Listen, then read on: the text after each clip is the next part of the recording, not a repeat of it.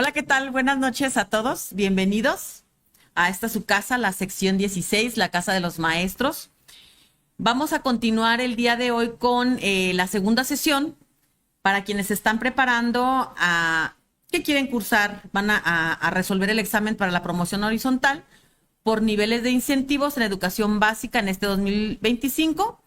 Y bueno, pues mi nombre es Marta Beatriz Mesa Rojas, soy secretaria de Finanzas aquí en la sección 16 y me gusta mucho apoyarlos en este sentido para quienes les interesa participar en las promociones. En esta su casa, el maestro Leonel de Jesús Mayor Ganaya, nuestro secretario general, le da mucho gusto que estemos aquí trabajando. Y bueno, pues sin más preámbulo, hoy comenzamos con la sesión número 2, que tiene que ver pues con esta promoción que ya dijimos, la promoción horizontal.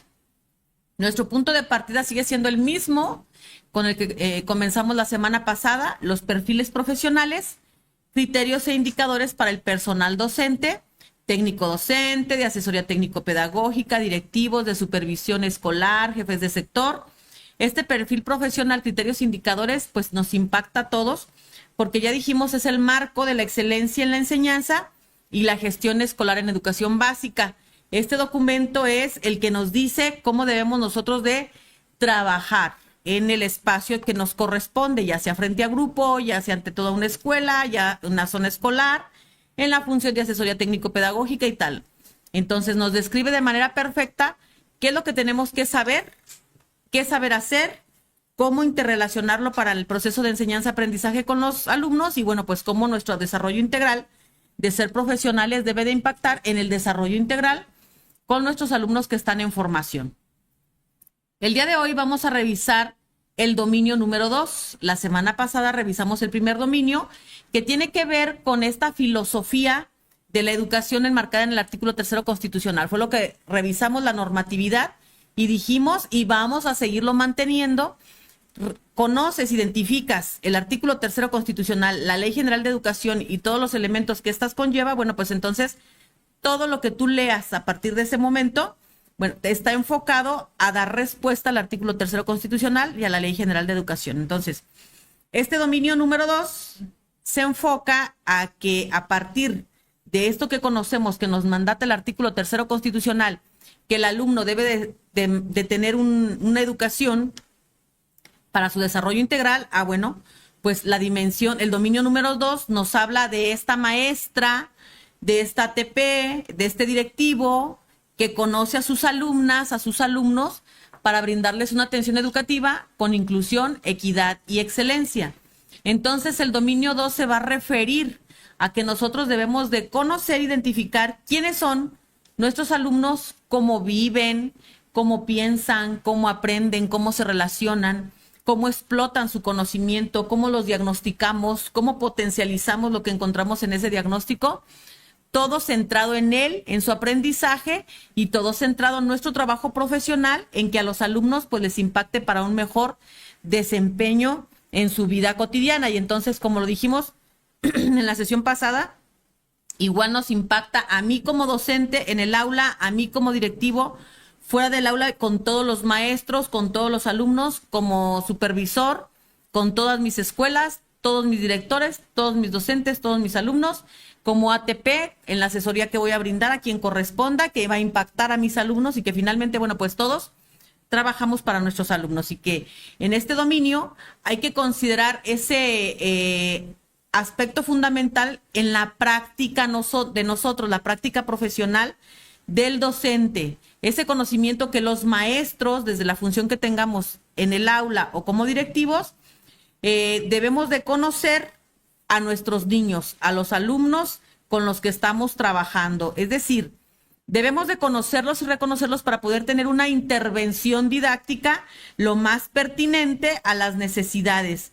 Y nos va a dar esto, el conocimiento de cómo se desarrolla el niño de manera física, de manera cognitiva, de manera emocional, socioemocional. Y entonces ese desarrollo desde el vientre materno hasta los años con los que nos toca trabajar, bueno, pues van a ser muy importantes porque va a estar asociado a las condiciones de vida de nuestro alumno, a la asociación de sus ambientes familiares, comunitarios, escolares, en los que, bueno, pues nos va a dar los elementos de cómo saber ofrecerle al alumno los mejores elementos para su aprendizaje. Y entonces el personal docente, desde la función docente, directiva o de asesoría técnico-pedagógica, debemos de buscar las oportunidades para que nuestros alumnos aprendan. Entonces, nos damos cuenta de las características tan variadas que tienen nuestros alumnos.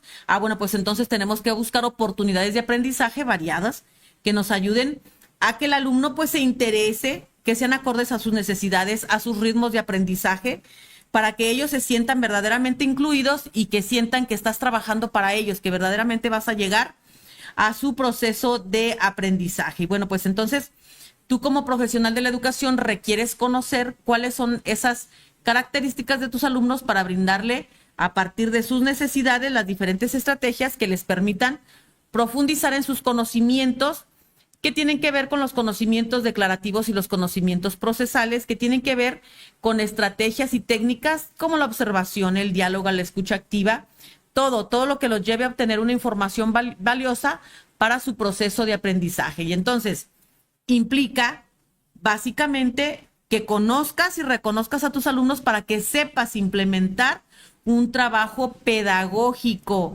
que despliegue ese conjunto de conocimientos, habilidades, actitudes y valores que el alumno tiene que manifestar ante el reto de resolver cualquier tarea. Y entonces el reto de resolver cualquier tarea o actividad pues tiene que ver con que ellos sepan enfrentar las situaciones problemáticas y bueno, pues estas situaciones problemáticas no construidas en el aula, sino esas situaciones que se presentan en la comunidad de la vida familiar, de la sociedad en la que viven, de las personas con las que se relacionan, y por ello es muy importante entonces identificar y reconocer esas características de dónde vienen, dónde viven nuestros alumnos, con quiénes se relacionan y demás.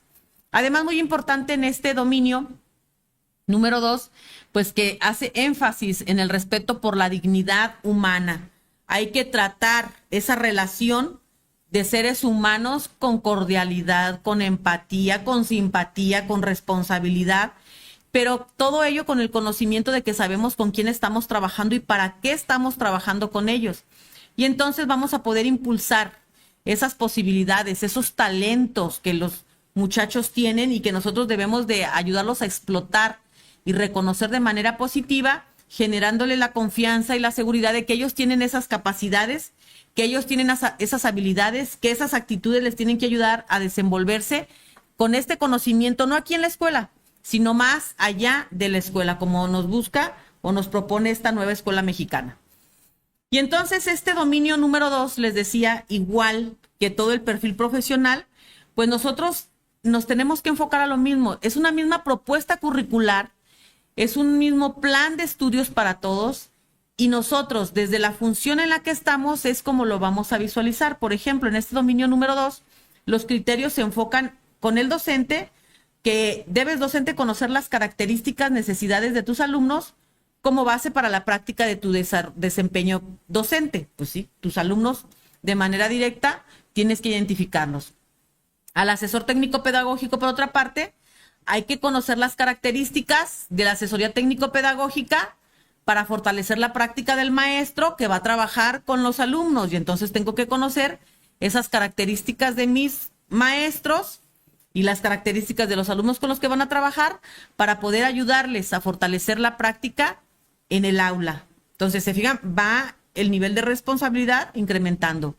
Y este mismo dominio con los directivos es que ellos deben de conocer la idea, los valores de las prácticas de enseñanza. Y entonces, pues, ¿con quién? Del ATP, del docente, y esas prácticas de enseñanza son las que tienen que interactuar los docentes con los alumnos. Y entonces tienen que conocer los directivos también a sus alumnos para poder asesorar a sus docentes en cómo pueden apoyar a sus alumnos. Pareciera un ejercicio, un juego ida y vuelta, pero así es como nos van a dar la base para impulsar el cambio y alcanzar la excelencia educativa. De igual manera, el siguiente criterio, los docentes pues deben de buscar, conocer, identificar e implementar estrategias que les permitan conocer a sus alumnos y brindarle la atención educativa que mejor consideren. El asesor técnico pedagógico en este caso debe centrar en la propuesta curricular y ver cuáles son las características y necesidades de estos alumnos a partir de su contexto y ayudar al maestro a identificarlas para que pueda él tener los elementos suficientes de apoyo a sus alumnos. Es una cadenita.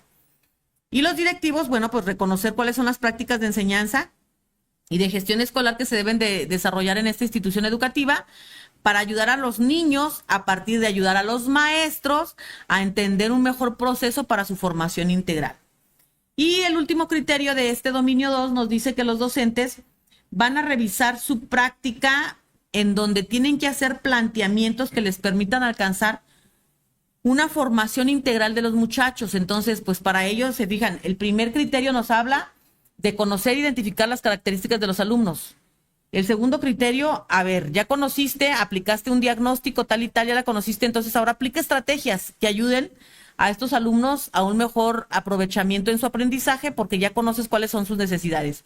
Y el tercer criterio nos dice, bueno, pues tu práctica siempre la tienes que enfocar para que potencializar lo que los alumnos tienen para su aprendizaje y bueno, pues que tengan un máximo logro estos alumnos. Entonces, se fijan, van concatenados. Igual con el ATP, que tiene que contribuir a la excelencia educativa en la escuela mediante el impulso de las prácticas pedagógicas a partir de la observación, del análisis, del acompañamiento que va a brindar a los maestros, en donde les va a pedir pues que se basen en la inclusión, la equidad, la formación integral y siempre buscando el máximo logro de aprendizajes. Y finalmente los directivos, en este dominio número 2, con el criterio 3, ellos deben de buscar los planteamientos que permitan lograr una mejor cultura escolar de colaboración, de orientación y aprendizaje, mejora continua en beneficio del logro de los alumnos. Entonces, todos debemos estar enfocados a que el alumno logre los aprendizajes. Y entonces, en resumen, en esta segunda sesión, ¿qué es lo que se deben de llevar bien en claro?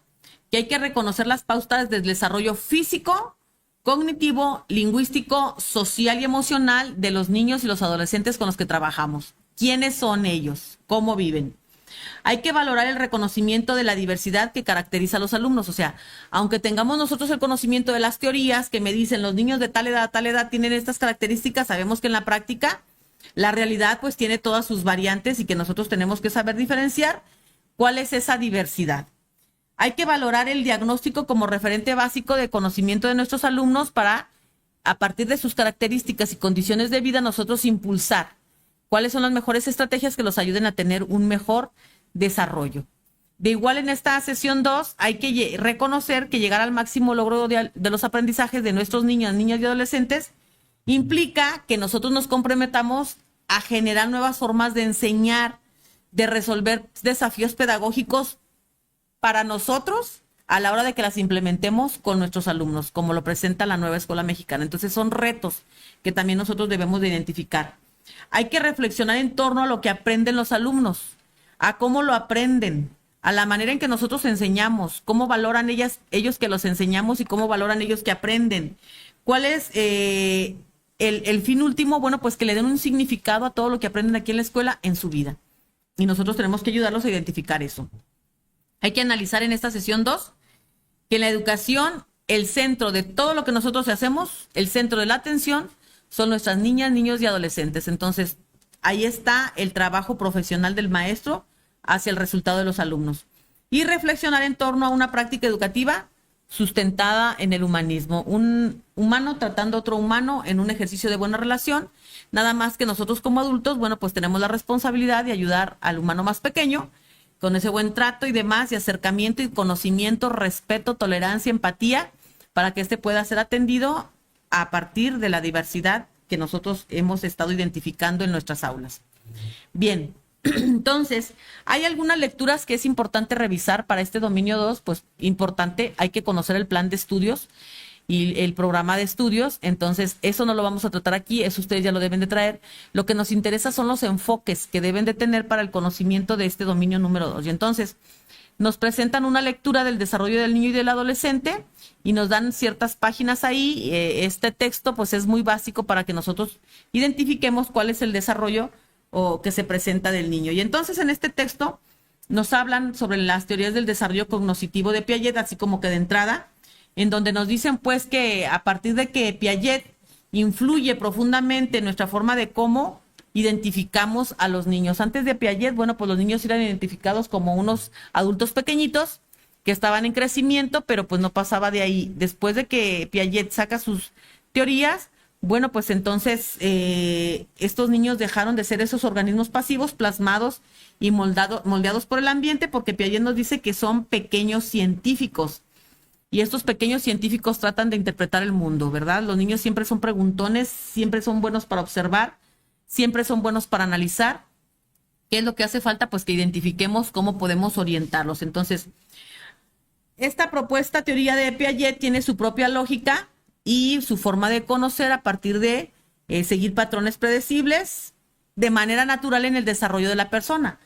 Tú has tenido varios hijos, 2, 3 hijos, y te vas dando cuenta las formas de comportarse de tus bebés cuando son bebés y cómo van creciendo, el desarrollo físico, emocional, intelectual que van teniendo. No necesitas hacer una investigación a profundidad para darte cuenta que cada uno de tus hijos, bueno, pues sí, es cierto, siguen ciertos patrones, pero a final de cuentas tienen características que los hacen diferentes y únicos, pero que estas nos van dando a conocer cuáles son esos patrones predecibles y ese desarrollo que van llevando ellos y cómo vas acercándote tú a ellos para un ejercicio de madurez y cómo es la relación que lleva con los otros. Bueno, pues Piaget se puso a hacer este ejercicio con el análisis y la revisión del desarrollo natural de sus hijos y después, bueno, pues otro tipo de experimentos que se desarrollaron.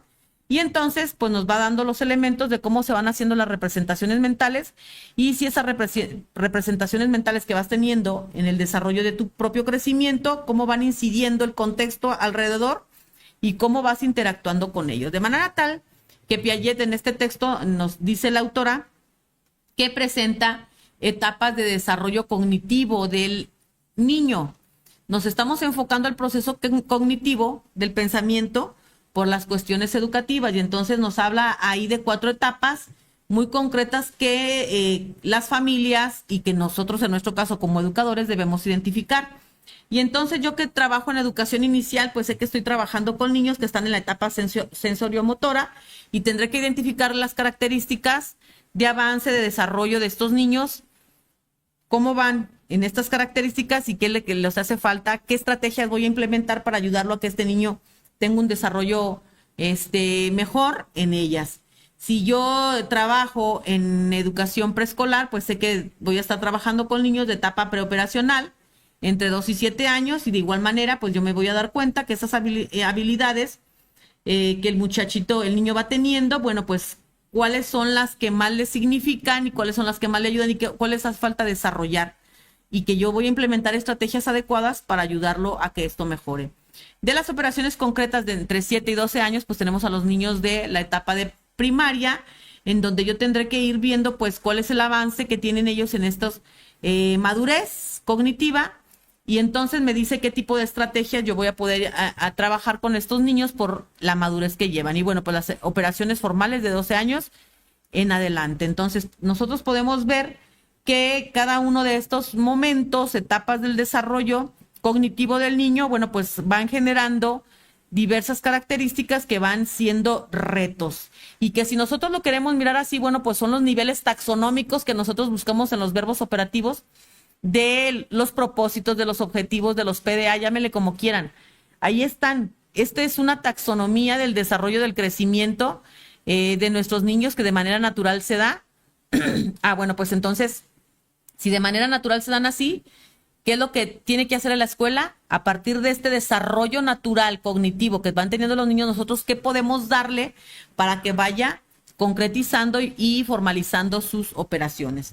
Nos dice Piaget que los niños, para pasar por estas etapas del desarrollo cognitivo, debe haber un proceso de asimilación y acomodación, en donde Piaget incluye la asimilación y la acomodación como la búsqueda del equilibrio que se produce cuando los niños pasan de una etapa a otra. Vas asimilando y vas acomodando, vas tomando en cuenta a partir de lo que tienes en tu contexto y entonces cada una de ellas van generando esas habilidades de construcción del conocimiento dentro de sus etapas y los ayuda siempre a resolver conflictos. Y entonces siempre está generando a partir de conocimientos previos y va generando esa equilibración y acomodación para poder llegar a un conocimiento nuevo que se vuelve después en un conocimiento diagnóstico a mejorar. Y entonces, la teoría de Piaget incorpora la importancia de comprender que cada persona necesita obtener los conocimientos y aprender a su propio ritmo, aunque nos marca esos periodos de tiempo en el desarrollo del crecimiento, sí especifica que cada uno de nosotros tenemos un ritmo para el aprendizaje. Y bueno, entonces, a partir de voltear a ver a los niños, Piaget nos dice que pues ahí está todo un potencial para poder ayudar el crecimiento de una población, porque te das cuenta que de manera natural van presentando patrones.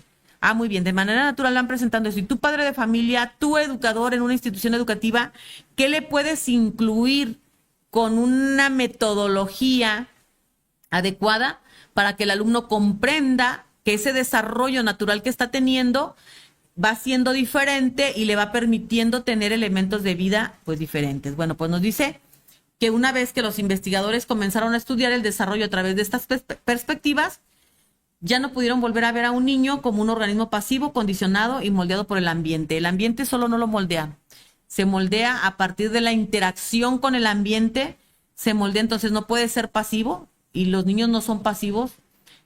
Cuando son pasivos es porque pues probablemente alguna enfermedad de tener, pero mientras los niños son activos, y entonces generar esa movilidad física, esa movilidad intelectual, esa movilidad, bueno, pues planea y presenta propuestas desde el ejercicio de lo educativo. Nos marca un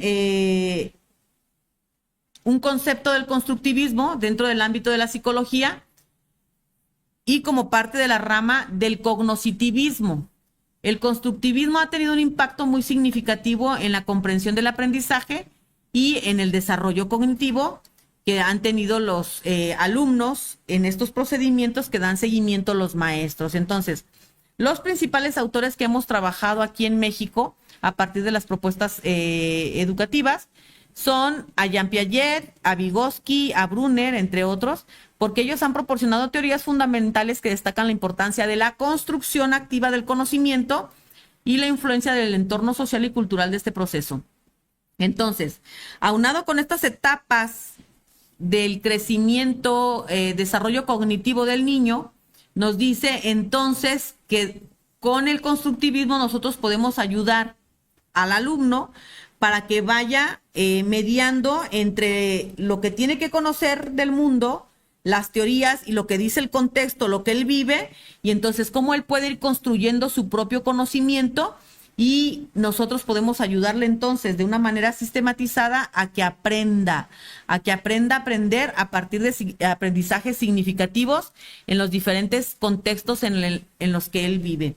¿Cuáles diferentes contextos vive? Bueno, pues es un contexto cuando está en casa, es un contexto cuando está fuera de casa con los amigos, es otro contexto cuando está en la escuela, es otro contexto cuando se va de paseo. Y entonces cada uno de estos contextos, bien trabajadas con las estrategias de identificación de lo que el alumno sabe, pues puede ir construyendo su propio conocimiento. Y entonces nos dice que el constructivismo se basa en una idea muy simple.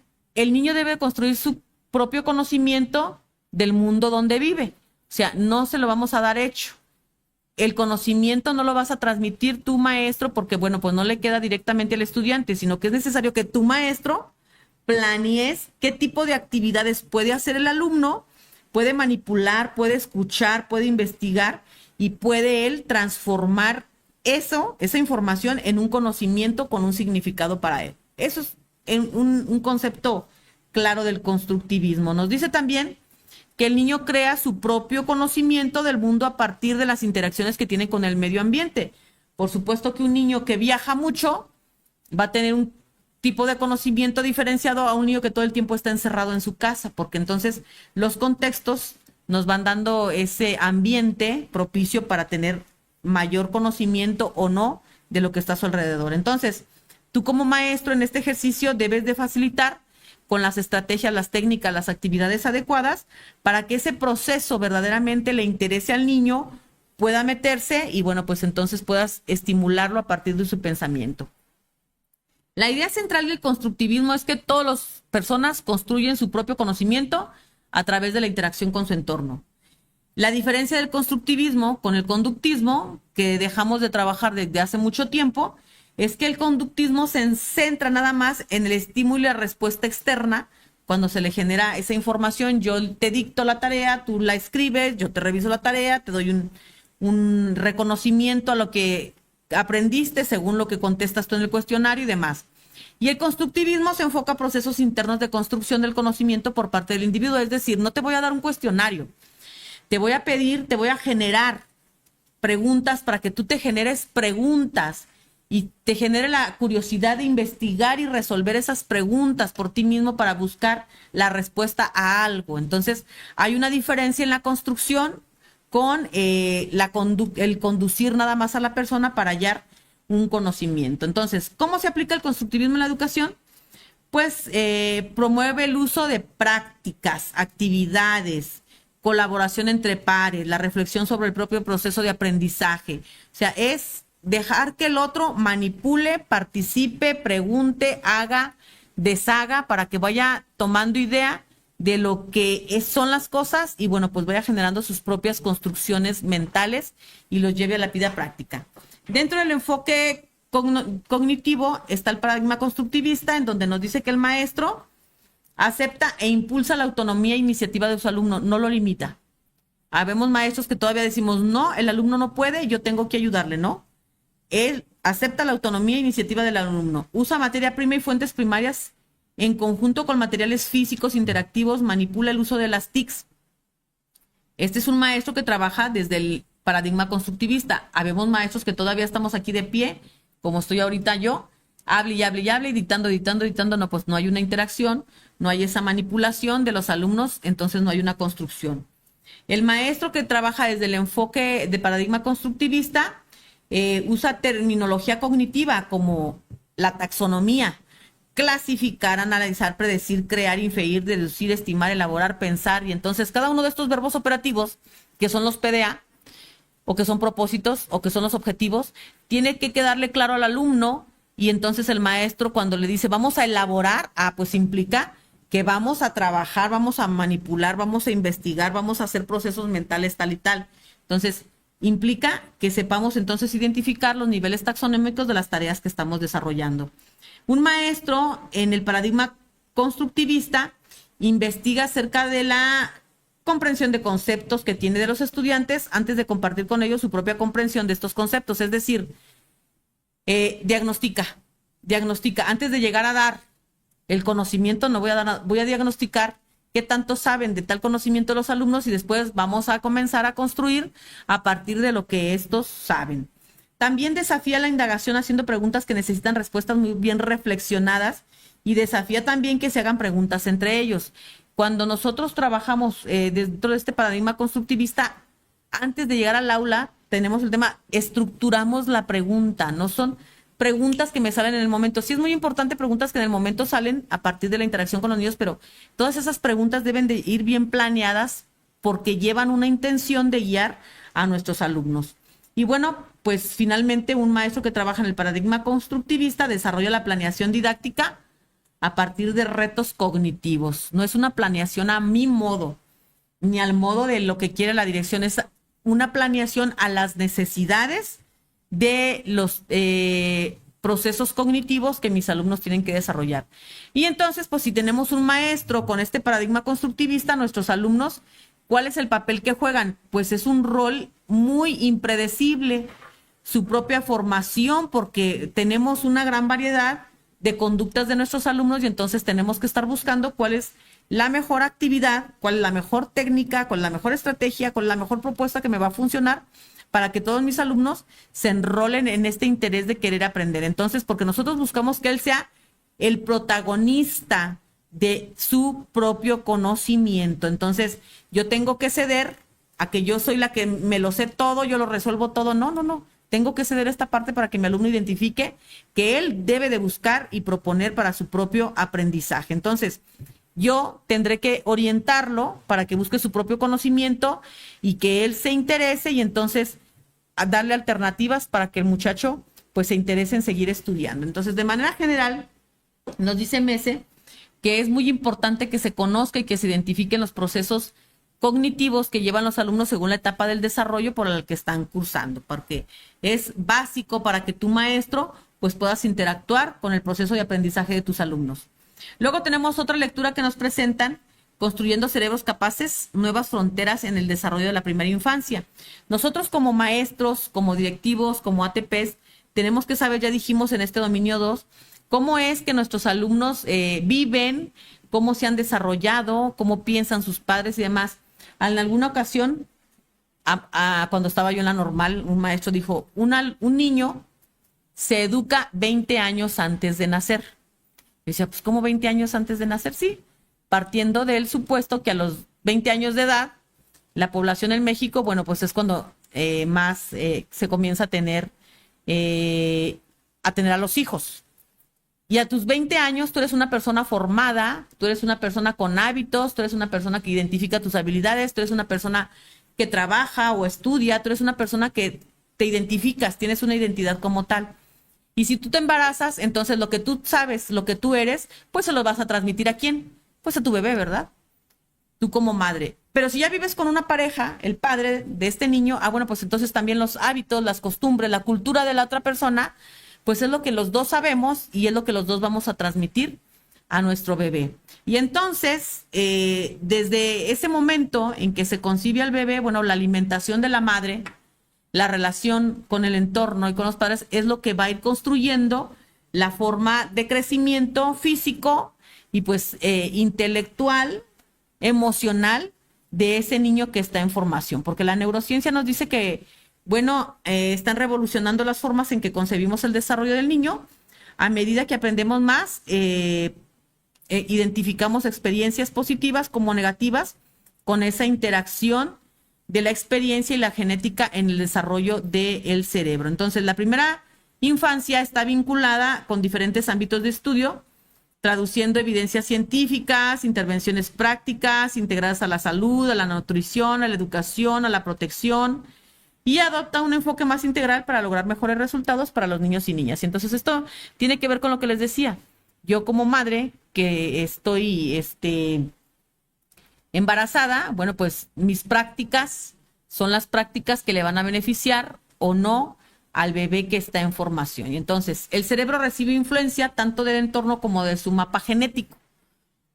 Y bueno, pues yo tengo las dos cosas. Yo tengo el mapa genético y yo también tengo esa relación con el entorno con la que estoy vinculando la forma de vida que va a llevar este bebé. Y entonces existe un periodo temprano de oportunidades para brindarle al niño la nutrición, la estimulación y la seguridad que necesitan para desarrollar al máximo su cerebro y ayudarles a alcanzar todo su potencial. Y entonces nos damos cuenta a partir de investigaciones científicas que es muy importante revisar cómo son criados los niños, cómo son cuidados los niños en su ambiente familiar, porque, bueno, pues esto les va a dar muchos elementos para poder decir las características que este alumno me presenta, bueno, pues ya sabemos hacia dónde se refieren. Entonces, nos puede ayudar a que tengamos generaciones futuras con mucho potencial o que podamos ayudar a estas generaciones futuras a que potencialicen lo que tienen y que no han descubierto. Y entonces, nos dicen, ¿qué influye más en el desarrollo del cerebro? ¿Los genes o el entorno? Y nos dicen, no, pues esa pregunta ya está completamente superada, porque antes se decía que la genética o la crianza, pues iba a haber una marcada diferencia y iban por separado. Las cuestiones de la genética son estas y son las características que presenta, y las cuestiones de la crianza son estas y son las características que presenta. Después nos dijeron, bueno, primero la genética y la crianza van juntas y hay que revisarlas. Ahora sabemos que la genética con la crianza pues es básico para nosotros identificar cómo podemos moldear, ayudar a generar una mejor forma de vida de nuestros niños. Y entonces, la genética que traen los niños y la forma en que crías esos niños, pues interactúan de una manera muy profunda y nos ayuda a un desarrollo constante del cerebro de estos niños. Y entonces los genes determinan el patrón del desarrollo cerebral, pero el entorno los esculpe. Entonces es muy importante hacer estos diagnósticos cuando nosotros recibimos a los niños en nuestro sistema educativo. Es muy importante hacer estas entrevistas a los padres de familia, es muy importante revisar el seguimiento a la salud, por eso es que nos piden las cartillas de vacunación, que es lo único que nos piden, no más. Pero cuando tenemos niños que tienen algún problema de salud, pues importante solicitar el historial médico. Ojalá y pudiéramos solicitar el historial médico de todos nuestros alumnos para identificar cuáles son esas situaciones que de pronto nosotros vamos identificando, cuáles identificar a los padres de familia, cómo viven, en qué trabajan, igual las enfermedades y demás que estos tienen. Esto es como cuando tú vas al médico, te pregunta el médico, ¿cuáles son las enfermedades por con los padres de familia, con los abuelos y demás, porque bueno, pues traen una carga que probablemente también esté repercutiendo con nosotros de igual manera. Si nosotros hiciéramos este tipo de entrevistas cuando recibimos a nuestros alumnos en las escuelas, pues entonces también podríamos identificar probablemente por qué ese alumno se duerme, por qué ese alumno le dan convulsiones, por qué ese alumno vomita constantemente, por qué ese alumno se marea, por qué ese alumno... Y entonces no nada más dejarlo ahí, porque todos estos elementos de enfermedad pues influyen en el aprovechamiento del niño. No se trata, no soy médico, pero sí tengo que identificar lo que influye en el aprovechamiento del niño. Entonces ahí está la pauta por lo que nosotros tenemos que identificar cuáles son las características que el niño presenta según la teoría y cuáles son las características que presenta según la práctica. Nos hace la referencia de que el ritmo del desarrollo cerebral es más rápido en los primeros años de vida, y si nos damos cuenta, bueno, pues cómo se desarrolla un bebé de nacido al año, bueno, pues completamente una evolución total, y sus movimientos físicos y su desarrollo cognitivo, bueno, pues nosotros lo podemos ver y es a pasos agigantados, de manera que esas conexiones que subyacen en la salud mental y física de los niños, pues nosotros vamos a ver esa capacidad a lo largo de la vida que le van a ayudar para aprender, para adaptarse a los cambios, para adquirir resiliencia, para atención en sus propios desarrollos psicológico. Y entonces, pues es muy, muy importante que nosotros identifiquemos el cuidado de la salud, la nutrición, la estimulación para todos los niños pequeños, en especialmente aquellos que enfrentan condiciones adversas. Y entonces aquí nos damos cuenta, maestros, por qué al sistema de gobierno le interesa tanto esta educación de la salud. Ay, que ya no quieren que vendan en las cooperativas tal y tal. Ah, bueno, pues nos damos cuenta por qué, porque nosotros tenemos que ayudar a generar hábitos que le ayuden a la salud a nuestros niños desde temprana edad. Si en su casa de pronto no tienen estos hábitos, bueno, pues que la escuela seamos un motor probablemente de cambio. Bueno, no, queremos que sea de cambio y bueno, ojalá y lo lográramos, pero si es parte de este ejercicio, nos vamos dando cuenta de por qué este tipo de programas. Entonces, la intervención temprana es la respuesta, porque con el tiempo se hace cada vez más difícil resolver los problemas. Y miren, yo recuerdo desde cuando era pequeña que el DIF proporcionaba desayunos escolares. Luego estábamos platicando de unos triangulitos, aquellos que nos daban unos chocomiles muy ricos, unas galletas así grandes de avena. ¿Y qué creen? Todavía hay. Pero todavía mucha gente, muchos padres de familia no los quieren aceptar porque no les gustan a los niños, porque no están acostumbrados tal y tal. Entonces es parte de la cultura, es parte de las políticas del gobierno ayudar a la comunidad, a los mexicanos, a los jaliscienses, a que tengamos mejores formas de alimentarnos, de construir nuestro desarrollo físico, pero que también impacta, ya dijimos, en lo cognitivo. Entonces se necesitan esfuerzos enormes para restablecer el camino adecuado al desarrollo. Sí, es cierto, cuesta mucho. Tenemos hábitos, les decía, educados 20 años antes de nacer, con los hábitos que tenemos, pues es complejo, es difícil quitar todos estos hábitos, pero bueno, cuando nosotros vemos que los niños reciben la atención médica, la alimentación adecuada, su atención para el desarrollo físico de manera especial, pues siempre se logran resultados óptimos. Y entonces, pues es lo que nosotros buscamos, que durante los primeros años de vida eso se pueda tener. Y entonces, un enfoque muy claro en la nutrición nos dice que para utilizar mejor este conocimiento nuevo debemos aprender más sobre cómo, cuándo integrar las prácticas de intervención, en este caso de nutrición. Nos dice que el desarrollo cerebral se basa en una diversidad de experiencias. La nutrición alimenta el cerebro. La estimulación enciende las conexiones neuronales. La interacción positiva y saludable reduce el impacto de las enfermedades. Y la protección resguarda el cerebro frente a los efectos negativos del estrés. Ahí está. Por eso es que es tan importante la nutrición que nosotros debemos de manejar con nuestros alumnos desde edad temprana. Nos habla de la calidad de las primeras experiencias que establece la base de un desarrollo cerebral óptimo o no a lo largo de la infancia y la adolescencia. Y entonces cuando tenemos a los niños en los CENDIs, en los centros de desarrollo desde pequeñitos, pues esas estimulaciones a edad temprana, pues les va a ayudar a un mejor desarrollo. No quiere decir luego de pronto decimos, ¿sabes que los niños con las abuelitas se crían muy bien? Sí, sí se crían muy bien, pero cuando nosotros con las abuelitas, pues es el cariño, el chiqueo, a lo mejor el consentimiento, y qué bueno. no lo merecemos, pero cuando van los niños a estas instancias, en donde reciben con los profesionales esas manipulación en su coordinación física, esas estimulaciones cognitivas, esa alimentación bien nutrida, bueno, pues entonces a lo mejor pueden tener un poco más de ventaja que cuando todo lo hacemos nada más desde el enfoque con el cariño. La sinergia entre una nutrición adecuada, los cuidados y estímulos correctos y positivos, la sensación de protección y seguridad, inciden en la formación e interconexión con las vías neuronales, por consiguiente también la capacidad del cerebro de desarrollarse adecuadamente. Y finalmente nos dice pues que una nutrición temprana inadecuada perjudica el desarrollo cerebral.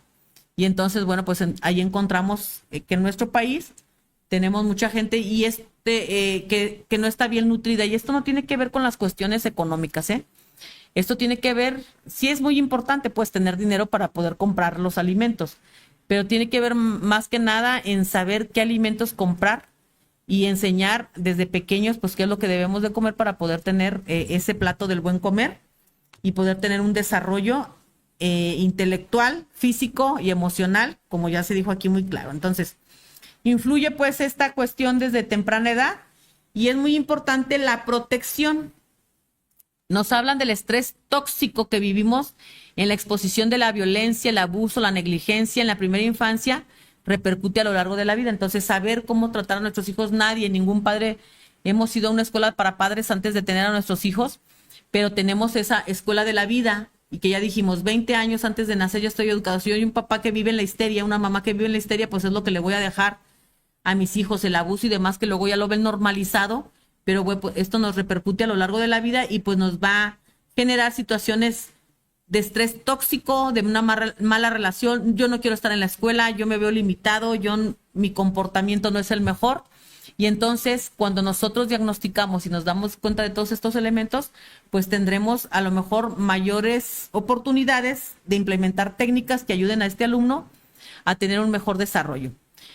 ¿Qué es lo que nos dice? Bueno, finalmente este texto, que hay que buscar ese aprendizaje temprano y a lo largo de la vida a partir de la estimulación y esa relación temprana que deben de tener los padres o quien cuide a nuestros niños, porque es muy importante estar vigilantes y ayudar para que estos puedan llevar un buen desarrollo desde la alimentación, desde la salud, desde su psicomotricidad. Entonces, la crianza y esa interacción afectuosa con nuestros niños, pues fortalece verdaderamente el desarrollo cerebral y el desarrollo físico de la persona. Entonces, ese aprendizaje durante la primera infancia le va a durar durante toda la vida si lo sabemos llevar y formar hábitos, porque esos hábitos nos van ayudando a formar esas redes de mejora. Y bueno, la mejor inversión que podemos hacer como padres a nuestros hijos es pues la educación y la capacitación derivada de un aprendizaje, pero esa formación y capacitación pues también tiene que partir desde nosotros. En cuanto al ámbito de la salud, hay muchos aspectos que están vinculados al desarrollo del cerebro y nos dice que hay que generar esos hábitos saludables y eliminar esos hábitos destructivos de los padres antes y durante la gestación. Estamos embarazadas y bueno, pues si tenemos una mala alimentación, pues así es como se va a ir generando nuestro bebé en el vientre y pues cuando nazca, pues yo sigo con mis hábitos, es la forma que va a vivir. Hay que revisar cómo fue el parto, las infecciones, la lactancia, las enfermedades no tratadas. Todo esto necesitamos conocer nosotros para saber identificar cómo llegan nuestros alumnos.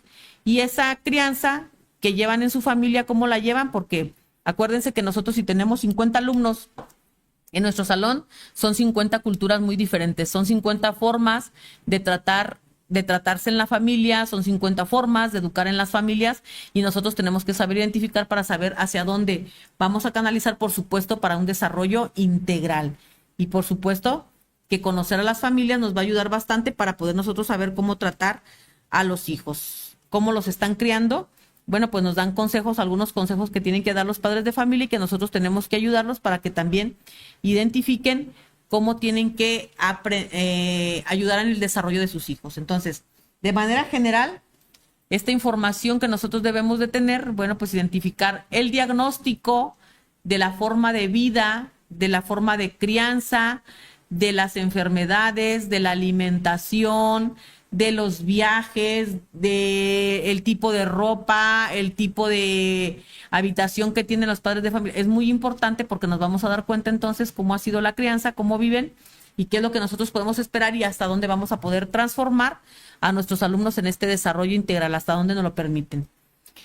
Después de que conocemos con los diagnósticos a nuestros alumnos en sus formas de vida que han tenido en casa, bueno, pues entonces nosotros tenemos que ayudar, ya que lo tengo en la escuela, tengo que ayudar a identificar cómo aprende mi alumno, cómo aprenden mis alumnos. Con todas estas características de vida, el alumno llega a la escuela y yo tengo que identificar cómo aprende y para ayudarlo a que tenga un mejor resultado. Este es un desafío que los maestros tenemos porque, bueno, pues es nuestra principal tarea. Ya dijimos, hay que conocer a nuestros alumnos. ¿Y cómo conocemos a nuestros alumnos? Con sus diferencias individuales. En la teoría, ¿qué nos dice Piaget? ¿Qué nos dice Vygotsky? ¿Qué nos dicen las teorías del desarrollo del niño? Ahí está la teoría. Pero tengo que conocerlo también en la práctica. A la hora de que yo reviso la teoría y estoy en el aula con mis 50 alumnos, me doy cuenta que esos 50 alumnos, de entrada físicamente, unos son altos, otros más bajitos, unos gorditos, unos flaquitos, unos muy sonrientes, unos muy serios. Entonces, me doy cuenta que la teoría no es pareja, ¿verdad? Que hay sus diferencias. Entonces, desde esa práctica yo tengo que ver. Esa es la cuestión física. Y la cuestión cognitiva, ¿cómo me voy a dar cuenta? La teoría me dice una cosa, que todo parejo. Pero en la práctica me doy cuenta que a partir de esa crianza, de esa alimentación, de esos hábitos, de esas formas de vida, cada uno de estos niños tiene diferentes formas de aprender. Y entonces ahí está mi análisis de la teoría con las prácticas. Y entonces yo tengo que preguntarme, ¿cómo se desarrollan físicamente los alumnos de la edad en la que estoy trabajando, preescolar, primaria, secundaria? ¿Cómo es su desarrollo cognitivo de los alumnos? ¿Cómo es su desarrollo emocional de los alumnos? Y entonces, de igual manera, tengo que recurrir a la teoría y luego en la práctica. Y yo ya me doy cuenta de ese desarrollo que va llevando el muchacho y, bueno, cómo ha sido ese desarrollo y esa relación en el contexto en el que se desenvuelve. Y a partir de ahí, pues tenemos los diferentes teóricos que ya mencionamos. Los principales enfoques que tenemos, bueno, pues es el enfoque cognitivista que se está dando desde los años ya muy atrás, en los 60s, 20, 60s, estamos con este trabajo, en donde nos dice que el aprendizaje ocurre mediante la construcción gradual de conocimientos que ocurre gracias a las puestas de la relación de los anteriores conocimientos con los nuevos que se van teniendo. Y entonces exige una organización de estos que se efectúa a partir de tareas globales. Miren, a mí me gusta mucho especificar la teoría del aprendizaje cognitivista con los organizadores gráficos. Un organizador gráfico, cualquiera que ustedes pongan, nos da los elementos de la teoría de aprendizaje cognitivista. Si tú dices, quiero trabajar a partir de esta lectura, que los niños me saquen conceptos, es un organizador gráfico que tiene que movilizar el niño a la hora de que fija su vista en la lectura y que tiene que ir reteniendo y nada más sacando conceptos y formar la imagen de los conceptos. Y nosotros sabemos un mapa conceptual, conceptos, y hasta allá vemos los círculos. Pero luego el maestro dice, no, pues es que tenemos que pasar por otro grado y esta lectura que me haga un mapa mental de lo que encuentra. Esto ya estamos hablando de un nivel más grande y entonces que el niño vaya haciendo ese constructo mental de las imágenes que le evoca la lectura y esas imágenes las relaciona con su realidad, entonces está haciendo procesos aquí en su mente que los plasma en un documento.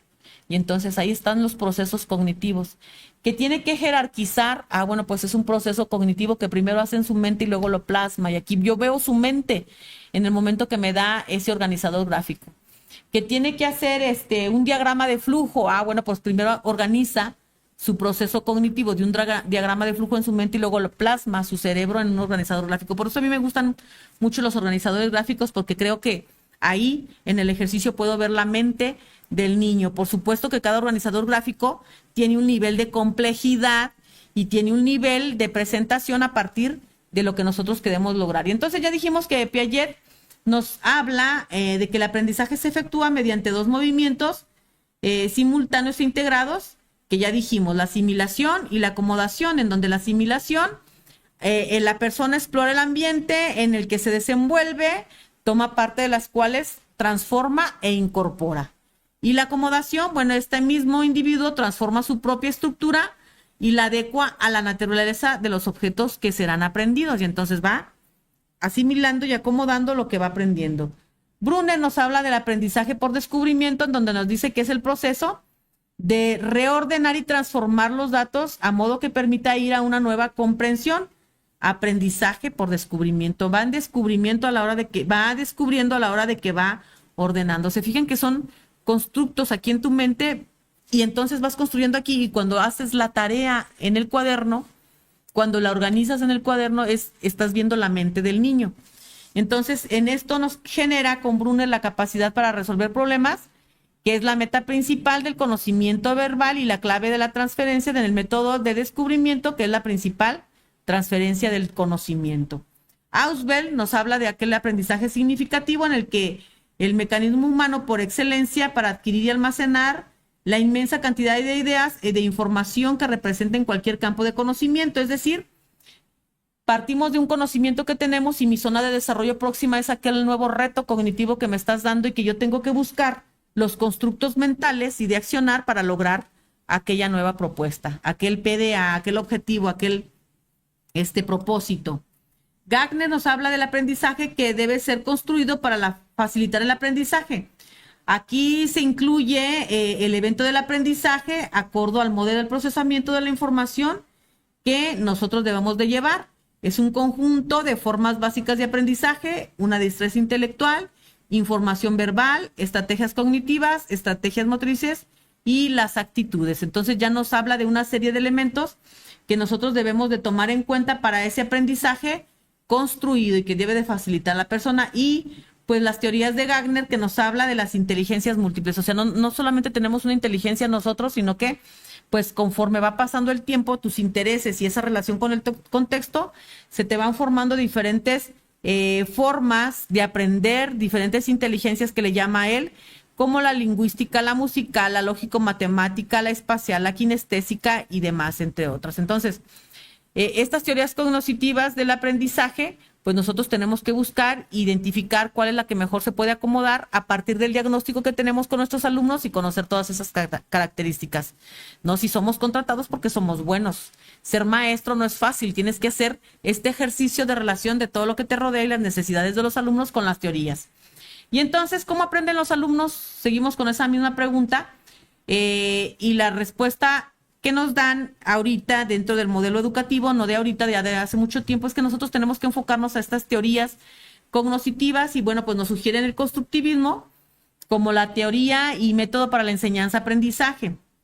Cuando nosotros trabajamos con proyectos con nuestros alumnos, estamos dándoles un método, estamos trabajando un método de construcción de un producto o la resolución de un problema o una situación que se presenta. Y entonces nosotros tenemos que buscar cuáles son las estrategias más adecuadas para que el alumno vaya construyendo su propio aprendizaje. Es decir, hay que condicionar las características físicas, sociales, culturales, incluso las económicas y políticas de la persona para que logre aprender. Y nosotros entonces también son las mismas condiciones que nosotros tenemos para lograr generar esas oportunidades de aprendizaje del alumno. Entonces, nosotros debemos de buscar la idea de que el alumno ya posee conocimientos y entonces esos conocimientos que el alumno posee tienen que ser incrementados a partir de las propuestas que nosotros le vamos a dar bien planeadas, bien estructuradas y que el alumno pues vaya logrando mejorar y promover la participación activa de los mismos. Y con ellos tenemos que entrar en este ejercicio de diálogo, no nada más verbal, diálogo de productos, diálogo de participación, diálogo de interacción, en donde se logre un ambiente de colaboración. Aquí no nada más yo hablo, aquí tenemos que hablar y que interactuar entre todos. Y entonces la base es el acervo científico y tecnológico para poder ayudar a nuestros alumnos a que tengan un mejor resultado. ¿Y qué nos dice? Bueno, pues entonces, ¿cómo aprenden los alumnos? Que siempre tenemos que partir de las construcciones previas que inciden de manera significativa en los aprendizajes nuevos. Nosotros no podemos decir, es que este niño no sabe nada. Todos nuestros alumnos y todas las personas sabemos algo de los temas. Y a lo mejor no me lo sé como tal, pero digo, yo infiero que, y desde el momento que infieres ya lo sabes. ya tienes una idea de dónde partir. Y entonces tienes que partir de esos conocimientos que tú ya sabes, de lo que infieres, y que te le dé un significado a los conocimientos nuevos que tú vas a aprender. Y entonces a eso le llamamos los conocimientos previos. Los conocimientos previos no es otra cosa que las experiencias de vida en la casa, en la calle, en la escuela, en el trabajo, con los amigos, con la familia. Es tu forma de vida. Y son las experiencias que tú tienes y que vas a poner aquí en juego para que logres generar otro conocimiento un poco más elevado según lo que te vaya pidiendo.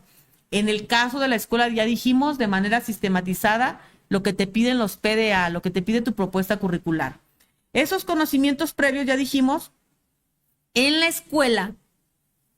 escuela debe de haber una diferencia, porque en la escuela nosotros trabajamos con la teoría y con la práctica. En las familias no, en las familias trabajamos con lo que sabemos, la práctica, con lo que yo sé de lo que me heredó mi mamá y la mamá de mi mamá, su mamá y tal. Entonces, pues son los conocimientos empíricos que tenemos y que son muy valiosos. Pero ¿qué nos hace diferente en la escuela?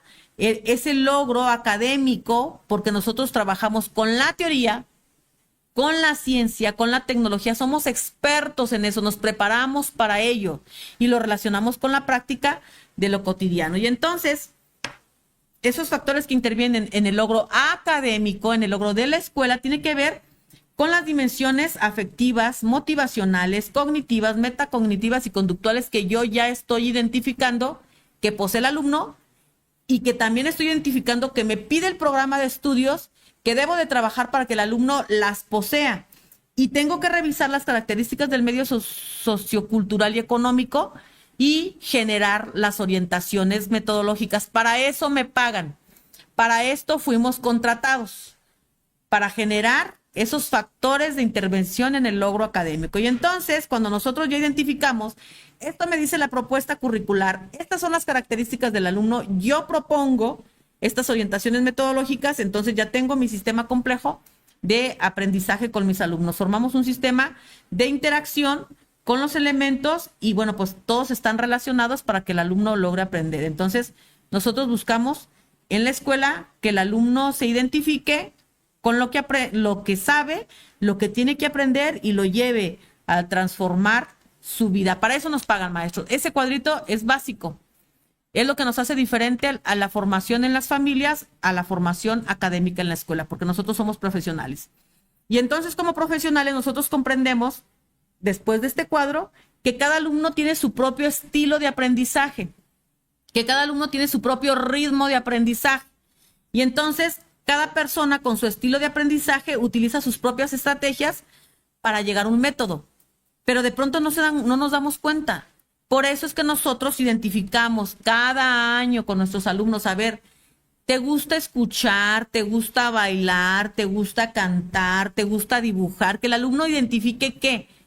Y a través de eso te gusta aprender así, se te facilita aprender. Bueno, pues ya está buscando sus propias estrategias, ya las está identificando. Ya me di cuenta que a mí me gusta mucho leer. Qué bueno que te des cuenta. ¿Y para qué te sirve leer en la escuela? No, pues me sirve para aprender tal, y voy formando mi propio método. Si yo me doy cuenta que se me facilita leer, si yo me doy cuenta que se me facilita dibujar, si yo me doy cuenta que se me facilita exponer, si yo me doy cuenta que se me facilita escuchar, bueno, pues entonces ese es parte del trabajo, maestros, que ayudes al alumno a que identifique cuál es la estrategia que más se le facilita, ayúdalo a sistematizarla para que haga su propio método de aprender y que ponga pues en juego todo lo que sabe. Y esto tiene que ver con los rasgos cognitivos, fisiológicos y afectivos que nosotros debemos de identificar, porque con ello perciben interacciones y responden según al ambiente de aprendizaje y influyen de manera de cómo van construyendo sus propios contenidos. Esa es la clave, maestros. Por eso estamos contratados. Y entonces, con la misma pregunta, ¿cómo aprenden los alumnos? Bueno, pues nosotros debemos de identificar las características y este esquema que van a ver ahorita muy fácil. Dice, los alumnos de educación inicial, los alumnos de educación preescolar, los de primaria, los de secundaria, ¿cómo aprenden? Pues tienes que ver las características de estos alumnos, dependiendo de dónde trabajes. Ve las características que ya dijimos, físicas, sus características cognitivas, sus características del contexto donde viven, sus características de crianza, sus características culturales, y entonces te vas a dar cuenta que cada uno de ellos, en la práctica, a la hora de que tú revisas la teoría, pues esos alumnos tienen la misma edad, tienen la misma etapa de desarrollo, las condiciones sociales semejantes porque viven en un lugar muy relacionado, un historial académico similar, porque si todos estamos en tercero de secundaria, quiere decir que pasamos los mismos grados. Y entonces, ¿qué es lo que los hace diferente? Ah, bueno, pues la diferencia radica en que tienes que identificar su personalidad, su forma de aprender, su género, su carácter, entre otras, y generarle las oportunidades de acrecentar su potencial, porque tú eres el profesional de la educación y porque ellos son el centro de la educación. Entonces, ¿cómo aprenden los alumnos? Nos damos cuenta que todos aprendemos, según las teorías, pues de manera muy similar en los procesos cognitivos. Lo que nos hace diferentes es que nosotros tenemos que saber explotar esas características, esos diagnósticos, generar esas estrategias adecuadas para que el alumno logre aprender. ¿Y qué es lo que nosotros vamos a identificar esas diferencias radicales? Bueno, pues que tienen distintos ritmos de aprendizaje. Unos son más rápidos, otros son más lentos. Unos las captamos más lento y otros las captamos más rápido. Unos nunca las captamos hasta que no se sienten conmigo. Otros necesito que trabajar en equipo. Otros necesito hacerlo yo sola. Tenemos distintos intereses y tenemos que buscar entonces el interés que le genere al alumno aprender. Y tenemos distintos estilos de aprendizaje que ya dijimos. Y entonces, estos distintos estilos y ritmos de enseñanza también están marcados en nosotros. Si ellos tienen distintos estilos de aprendizaje y demás, nosotros tenemos que hacer distintos estilos de enseñanza, porque por eso soy el profesional de la educación. Entonces tengo que estar acorde a lo que mis alumnos me están requiriendo. ¿Cómo aprenden los alumnos? Bueno, pues inician un nuevo ciclo escolar y ya dijimos, tenemos nosotros que conocer a nuestros alumnos aplicando los diagnósticos todos los que vayan a utilizar, porque luego aplican un montón de diagnósticos y no utilizan ninguno. Y la recomendación es que, bueno, pues es la primera vez que tienes este grupo, no importa, inviértele el tiempo para que conozcas cómo viven estos alumnos, cómo aprenden estos alumnos, qué se les facilita, tal y tal, porque ya tienes un diagnóstico y sabes hacia dónde partir. Y ese diagnóstico no lo vas a soltar, vas a seguir trabajando con él durante todo el ciclo escolar que los tengas. A partir de ese, identificar los estilos y ritmos de aprendizaje de tus alumnos no es para ti. No los identificas para ti nada más. Tienen que ayudar a que los identifiquen ellos. Porque, tú puedes identificarlos así muy bien. Pues en mi planeación, de manera natural, todos vamos a tener que poner actividades variadas porque la diversidad está ahí. Todos mis alumnos son diferentes entre ellos y entonces tengo que darle la opción de atención a cada uno. Pero, ¿qué es lo interesante de aquí? Que lo identifiquen ellos. Que ayudes a que los alumnos identifiquen cuáles son sus estilos y cuáles son sus ritmos de aprendizaje para que de ahí se potencialicen. Bueno, ya que tienes estos elementos, se fijan, tenemos 2 escalones para poder nosotros diagnosticar. Un tercer escalón para planificar con un estilo y ritmo de enseñanza para tus alumnos. Uno, variados, ¿sí? Tienes que buscar entonces a partir del diagnóstico cómo vas a enseñar a tus alumnos y bueno, pues tomando en cuenta las metodologías que en este momento te están sugiriendo por proyectos y tal. Y una vez que tienes estos escalones cumplidos, bueno, pues sistematizas, evalúas, retomas y estos conocimientos se vuelven los previos y vuelves a comenzar. Cada que termines un proyecto, vuelves a comenzar este ciclo. Cada que termines un trimestre, vuelves a comenzar otro ciclo. Cada que termines un ciclo escolar, vuelves a comenzar este ciclo y tienes que tomar estos mismos elementos porque tenemos nuevos conocimientos, nuevas formas de hacer y nuevas formas de actuar. Si no transformas al alumno, pues entonces no estás avanzando.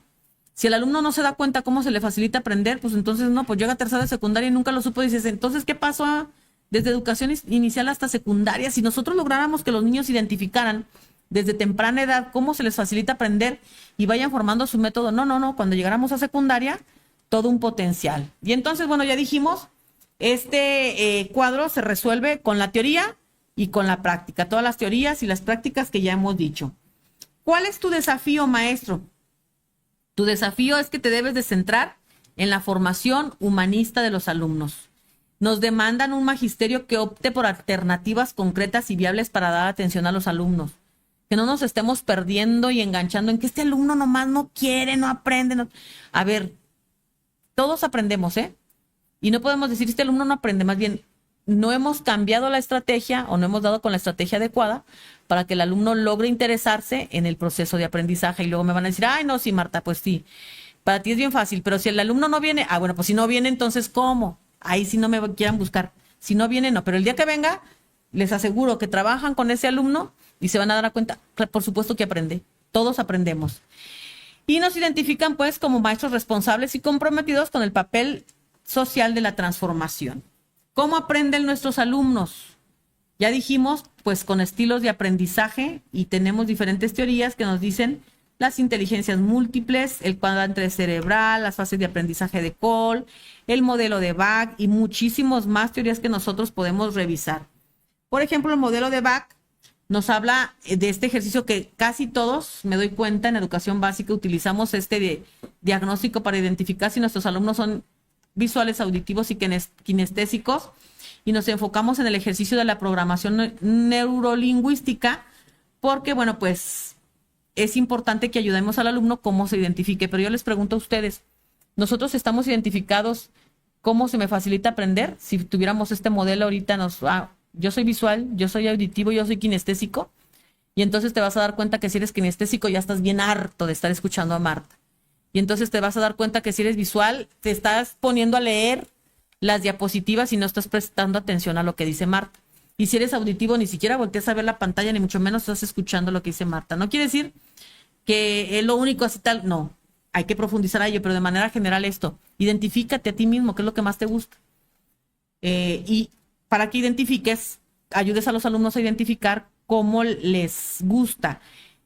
Y pues ¿para qué les sirve que identifiquen los alumnos? Pues porque entonces van a encontrar un camino por ellos solos, cómo se facilita el aprendizaje, y tú también vas a tener más elementos. Por ejemplo, si tú identificas las características de tus alumnos visuales, que les gusta la abstracción, la planificación, el aprendizaje, entonces esas características te van a llevar a decir que tú tienes que trabajar con estos alumnos con actividades que los lleve a ver, a mirar, a imaginar, a leer, a ver películas, dibujos, videos, a generar y analizar mapas, carteles, fotos, caricaturas, diapositivas, pinturas, tarjetas, buscadores de Google. ¿Te fijas?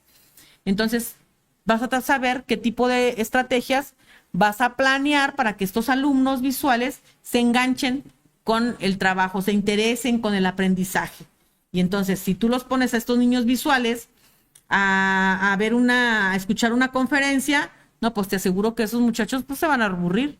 Bueno, pero como son visuales, tengo que dar la conferencia, pues entonces les proporciono diapositivas, les proporciono material para que los vayan leyendo, lo vayan manipulando o vayan produciendo. Entonces, ahí te dan las claves, lo que tú tienes que hacer.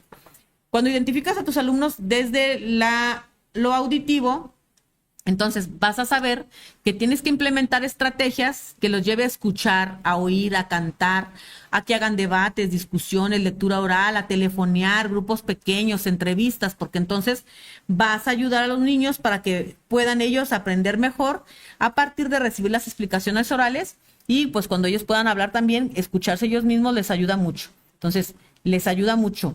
Los conceptos, aprender a partir de lo auditivo es más lento que lo visual. Nos dicen que lo visual entra más rápido y genera más movimiento que lo auditivo, pero no quiere decir que sea, ninguno es bueno ni malo, todos son parte del ejercicio o de la identidad que nosotros tenemos.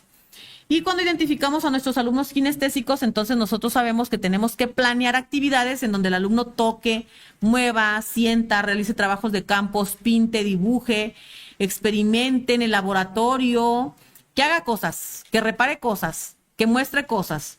Y entonces nos dicen que cuando nosotros cuando nosotros identificamos al alumno kinestésico y él se identifica, bueno, pues este es un aprendizaje más lento porque lleva muchos procesos, lleva el hacer, lleva el escuchar, lleva el observar y lleva el ponerse concentrado a hacer una tarea, y entonces es más lento, pero es más profundo el aprendizaje y es más claro para ellos. Entonces, es más difícil que olviden el aprendizaje cuando trabajan de manera kinestésica. Entonces nos sirve a nosotros porque sabemos nosotros qué estrategia les vamos a aplicar. ¿Cómo aprenden los alumnos? Tenemos 8 inteligencias: la lingüística, la interpersonal, la matemática, la intrapersonal, la musical, la naturalista, la corporal y la espacial, y cada una de ellas nos va a dar características, rasgos de cómo se puede comportar la persona y cómo la puedo ayudar. Por ejemplo, voy a tomar la corporal. Es aquella que utiliza las habilidades motrices para expresarse y ejecutar movimientos complejos. Está presente en deportistas, en actores, en artesanos, todos aquellos que necesiten manipular, tocar y demás. Nos dicen, tienen una inteligencia corporal. Y entonces tú sabrás hacia dónde enfocar las actividades que el alumno tiene que hacer. Por ejemplo, la lingüística. Vas a identificar que el alumno tiene la capacidad de dominar el lenguaje, tanto verbal como escrito, y la comunicación oral y gestual. Y entonces tendrás que ayudarlo a que genere este tipo de actividades y vas a identificar que se facilitan. Y entonces a lo largo del tiempo, pues te vas a dar cuenta que a estos niños les gusta escribir, probablemente sean escritores, periodistas, políticos, tal y tal. Y entonces identificar cada una de estas inteligencias, nosotros como maestros nos ayuda a aplicar actividades que les puedan ayudar a los alumnos, pero a ellos les va a ayudar a identificarse y a acrecentar el conocimiento que tienen. Otra manera en cómo aprenden los alumnos nos habla del aprendizaje de David Cole.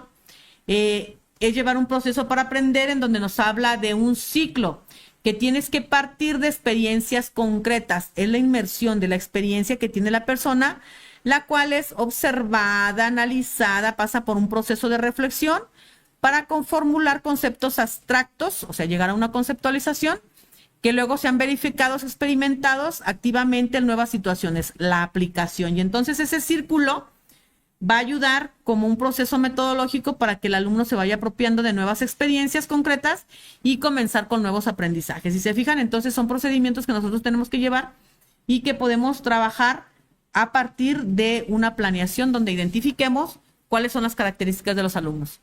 Bueno, ya identificamos que necesitamos diagnosticar a nuestros alumnos desde el ámbito físico, intelectual, actitudinal, tal y tal.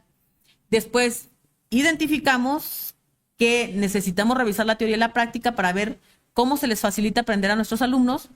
Y entonces ahora vamos a entrar a la propuesta que nos hace la nueva escuela mexicana. Bueno, pues entonces, para ayudar a los alumnos que aprendan, organiza ese proceso de enseñanza. Entonces, ¿cómo me sugiere la nueva escuela mexicana que debe organizar el proceso de enseñanza y aprendizaje del maestro? Pues nos da un documento que se llama Sugerencias Metodológicas para el Desarrollo de los Proyectos Educativos. Este nos lo dio en el ciclo escolar 2022-2023. Y este documento nos dice, maestro, te sugerimos que tu propuesta de planeación esté basada en estos 4 proyectos. Aprendizaje basado en proyectos comunitarios, aprendizaje basado en la indagación, con los enfoques STEAM, y el aprendizaje basado en problemas y el aprendizaje de servicio, porque estas metodologías nos llevan al desarrollo de un aprendizaje activo en donde el alumno vaya construyendo su propio conocimiento y tú vas mediando para que este alumno identifique qué información, qué acción debe de realizar para concretar una propuesta, para concretar un producto. Y entonces estas metodologías son las que nos sugieren. El aprendizaje basado en proyectos comunitarios nos dice que los estudiantes desarrollan proyectos orientados a resolver necesidades reales de su comunidad y entonces tenemos que buscar dentro del ámbito de las asignaturas el contenido que me están presentando, el aprendizaje esperado se me fue el nombre, el propósito del aprendizaje y entonces nosotros generar este proyecto en donde sea de impacto social y que sea un aprendizaje significativo. Por ejemplo, la creación de una campaña ambiental en el barrio. ¿Quiere decir que me voy a llevar la campaña al barrio? Pues sería lo ideal, pero lo importante es que la construya aquí pensando en su contexto y la pueda trabajar. El sustento, bueno, pues es un documento que destaca la importancia de articular la escuela con la comunidad, promoviendo proyectos que respondan a problemáticas locales. Y entonces yo tendré que generar actividades para mis alumnos visuales, auditivos, kinestésicos, o tendré que generar actividades para mis alumnos que según cada una de sus formas de aprendizaje, pues vaya presentando. Me pide, sí, en este aprendizaje basado en proyectos, que hay que fomentar el trabajo colaborativo, que hay que hacer enlace con el currículum escolar y, bueno, la evaluación de evidencias del proceso y el resultado, no es la entrega de tareas, la evaluación del proceso y el resultado. Y entonces se sugiere que se integren los alumnos a todas las fases del proyecto para que puedan tener actividades auténticas que les interesen y que se generen pues a partir de las necesidades de su comunidad. La siguiente metodología que nos presenta es la característica del enfoque STEAM, ciencia, tecnología, ingeniería, arte y matemáticas, que está enfocado en preguntas e hipótesis a resolverlas, basado en la experimentación, uso de las tecnologías y la metodología activa. Promueve la integración de saberes mediante retos prácticos que estimulan la indagación y el trabajo interdisciplinario y Promueve también la curiosidad, el pensamiento crítico, la solución de problemas. Este enfoque valora la observación, la formulación de preguntas e investigación, porque, bueno, la base de la investigación es la observación, la pregunta, la identificación de las respuestas de todos y cada uno de estos. Entonces, nos pide que trabajemos también con este enfoque metodológico. Otro más, el aprendizaje basado en problemas, el ABP, que parte de un problema complejo que debe ser resuelto por los estudiantes, en donde fomenta el pensamiento crítico, colaborativo y autónomo, en donde busca resolver busca resolver la contaminación del entorno escolar. Ahí está un problema. Y entonces hay que enfatizar la necesidad de diseñar situaciones problemáticas que desafían al estudiante y favorezcan la forma de tomar decisiones fundamentales. Si se fijan, las tres metodologías que llevamos ahorita nos generan dispositivos taxonómicos de reflexión, de intervención, de participación, en donde el alumno tiene que ir construyendo su propio conocimiento. Y las características nos dice que hay que partir de problemas reales, pero también podemos partir de problemas simulados. Hay que trabajar en equipo, hay que hacer investigación y análisis, hay que hacer reflexión y comunicación de soluciones. Y entonces debe de impulsar la participación activa y generar propuestas viables. Y la última propuesta metodológica que nos hacen es que el aprendizaje en servicios debe referir a un servicio a la comunidad, porque su objetivo es promover la responsabilidad social y la participación activa de nuestros alumnos. Nos da como sustento vincular los contenidos escolares con las experiencias que benefician a la comunidad, fortaleciendo el valor y el sentido ético. ¿Cuáles son las características de este aprendizaje en servicio? Acciones concretas de servicio, vinculación con contenidos académicos, desarrollo de valores, evaluación reflexiva. Y destaca la importancia de la reflexión del aprendizaje como una acción comprometida en los contextos reales. Estas son las metodologías. Y bueno, cuando la nueva escuela mexicana nos dice el alumno va al centro, significa la clave de este dominio número 2. Todo lo que hagas, todos los diagnósticos, todas las estrategias, todas las planeaciones, los procesos de evaluación que desarrolles van para que el alumno logre el aprendizaje, porque el alumno es el eje del proceso educativo y entonces te implica, maestro, un cambio de paradigma. Céntrate más allá de la transmisión de contenidos, céntrate en generarle dispositivos de construcción del aprendizaje a los alumnos. La nueva escuela mexicana reconoce al alumno como un sujeto activo de su propio aprendizaje, con voz, con intereses, en un contexto determinado que tú lo debes de ayudar a comprender y a relacionarse con él. Promueve el aprendizaje que parta de sus experiencias, necesidades o inquietudes. Y te ve a ti, maestro, y a mí como facilitador y guía. Y bueno, impulsa la cuestión del enfoque inclusivo, colaborativo y la vinculación con la comunidad. Bueno, finalmente esta idea alinea los aprendizajes activos en donde privilegia la participación del alumno y el trabajo con problemas reales y la vinculación con su entorno. De manera general y muy resumida, este dominio número 2, que ya dijimos, se centra en los alumnos. Y bueno, pues queremos invitarlos a resolver algunos reactivos que nos den cuenta de cómo se presenta la prueba para resolverlos. Acuérdense que la respuesta de estos reactivos están en el marco del deber ser, no en como, es que a veces así pasa en mi escuela. No, a ver, el deber ser que está sustentado en el artículo 3 constitucional, que está sustentado en la Ley General de Educación, que está sustentado en las teorías para el aprendizaje de nuestros alumnos. Y bueno, pues todos los documentos que nosotros leamos están enfocados para que atendamos al alumno que va al centro del proceso educativo. Ya dijimos que nuestra estrategia, le sugerimos que es la práctica. Analiza la pregunta. Si tú analizas la pregunta, ¿qué quieres que te conteste? ¿Qué me estás preguntando? La pregunta por sí sola te va a dar la respuesta. Y entonces la práctica es la que nos va a ayudar. Ya habíamos comentado nuestra estrategia. Número 1, analiza qué es lo que te está preguntando la pregunta, identifica conceptos claves de la pregunta, elimina los enunciados que no den respuesta a los conceptos claves y toma tu decisión segura y lo que sigue, no te arrepientas. Entonces vamos con el reactivo número 1. Es un reactivo sencillo, viene primero con la pregunta y después viene el caso. Vamos a analizarlo. La pregunta dice, ¿cuál es el concepto central en la teoría de Vygotsky que destaca la importancia del acompañamiento adulto en el aprendizaje? Esa es la pregunta. Ahora nos la plantearon primero la pregunta y luego el caso. Mariana no sabe cómo resolver un rompecabezas. pero con la guía de su docente logra hacerlo y luego repetirlo sola. La pregunta: ¿cuál es el concepto central en la teoría de Vygotsky que destaca la importancia del acompañamiento adulto en el aprendizaje? Y nos da el caso de María en ese acompañamiento adulto en el aprendizaje. Y entonces la respuesta a la pregunta es A, equilibración; B, zona de desarrollo próximo; o C, permanencia del objeto. ¿Cuál es el concepto central en la teoría de Vygotsky que destaca la importancia del acompañamiento adulto en el aprendizaje?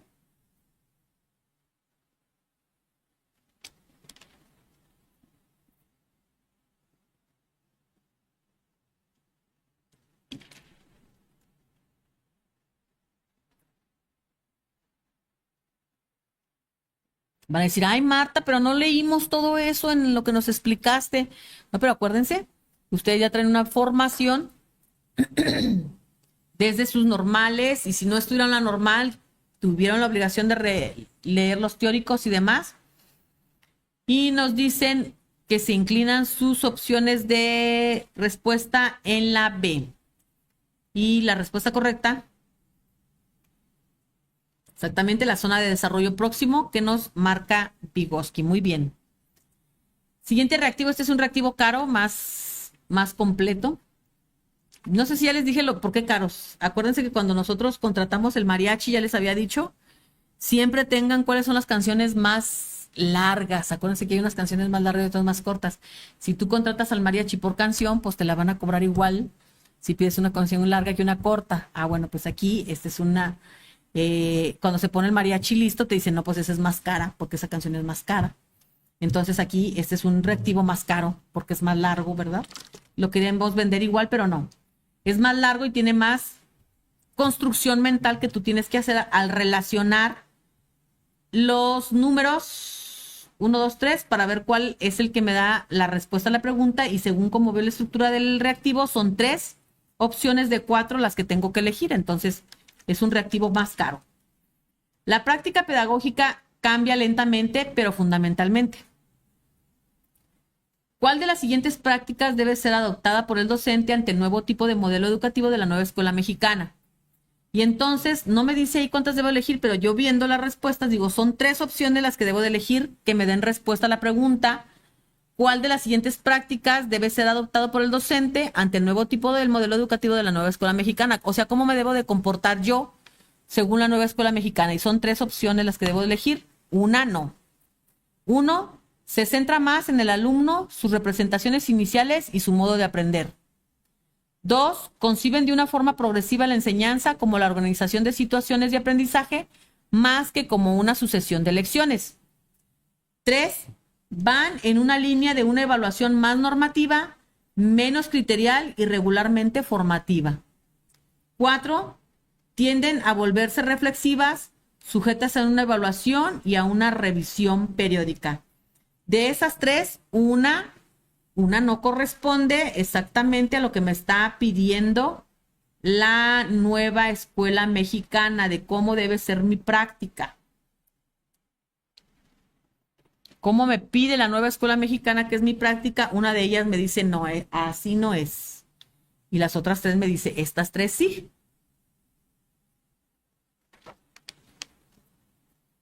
Y entonces tenemos 4 opciones de respuesta combinadas ahí del 1 al 4. Y ustedes se están inclinando hacia la respuesta del inciso C. Dicen que el inciso C es la respuesta correcta. Le damos, por favor. Efectivamente. Quiere decir que en la nueva escuela mexicana van en una línea de una evaluación más normativa, ¿no es cierto? Menos criterial y regularmente formativa, ¿no? Regularmente no, todo el tiempo tiene que ser formativa, y nuestra evaluación más normativa no, es más formativa en el sentido del resultado con nuestros alumnos. Siguiente reactivo. Es un reactivo largo, pero no complejo, es más bien de mucha lectura.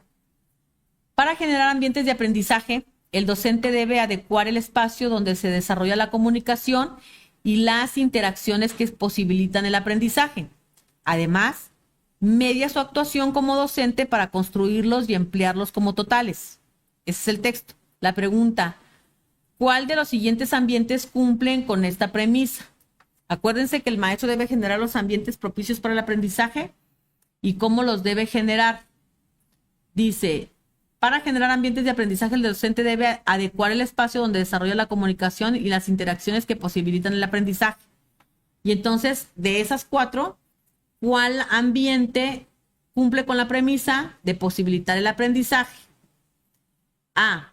El maestro Miguel determinó reubicar a los alumnos de quinto de primaria de acuerdo a sus características de aprendizaje. A los visuales los coloca al frente, a los auditivos los colocó en el centro y a los kinestésicos los acomodó al final de la mesa del salón. Eso generará la posibilidad de un ambiente que genere aprendizaje. O B, la maestra Jimena decidió ubicar a sus alumnos de primero de preescolar de acuerdo a las interacciones entre ellos, de tal manera que, no importando sus características físicas, intenta que el trabajo que realicen en equipos puedan ayudarse a alcanzar los aprendizajes esperados. C. El maestro Luis de tercero de secundaria no modifica la ubicación de sus alumnos y deja su libre albedrío su acomodo, por la razón de que deben los alumnos enfrentar la tolerancia y la equidad de capacidades de cualquiera de sus alumnos. O D.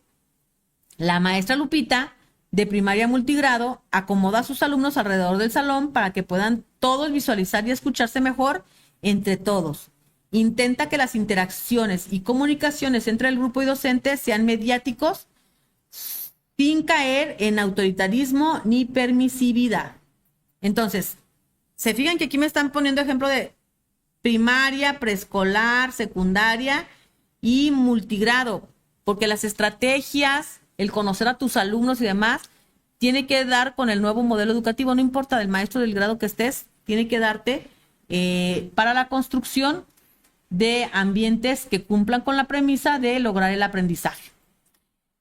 Tus respuestas se inclinan hacia el inciso D y la respuesta correcta es la D. Efectivamente, esa es la mejor estrategia que pudieron haber encontrado para posibilitar la construcción de aprendizajes a partir de un ambiente en donde todos se sientan cómodos, escuchados y participando. Muy bien.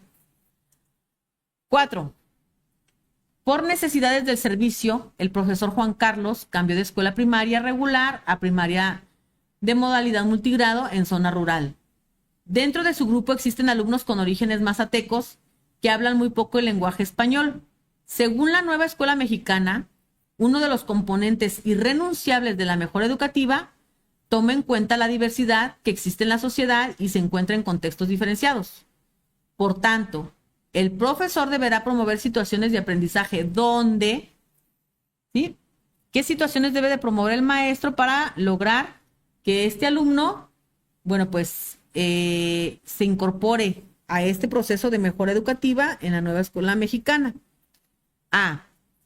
Reconoce a aquellos alumnos que tienen mejor dominio del español para trabajar en parejas con aquellos que requieren socializar para aprender o mejorar la lengua del español. B. Reconozca que cada estudiante cuenta con aprendizajes para compartir y usar, por lo que busca que se asuman como responsables de sus acciones y actitudes para continuar aprendiendo. C. Reconozca que cada estudiante se enriquece y con la interacción social y cultural, por lo tanto, se debe respetar su lengua de origen y solo integrarlos a un ambiente respetuoso y colaborativo. O D. Reconozca que cada estudiante aprende a su propio ritmo sin necesidad de forzarlos a conocer y utilizar el lenguaje español. Y entonces, ¿qué tenemos que hacer? ¿Cómo tiene que identificar el maestro para tomar en cuenta la diversidad? Y bueno, pues tomar en cuenta que son contextos diferenciados, pero pues todos tenemos que estar aquí para aprender. Su respuesta se inclina hacia el inciso C. Vamos viendo la respuesta correcta. Efectivamente, esa interacción social y cultural que tanto nos debe de fortalecer. Siguiente reactivo. Es la implementación de la nueva política educativa nacional por parte del Estado mexicano. Proyecta una educación profundamente humanista, científica y tecnológica.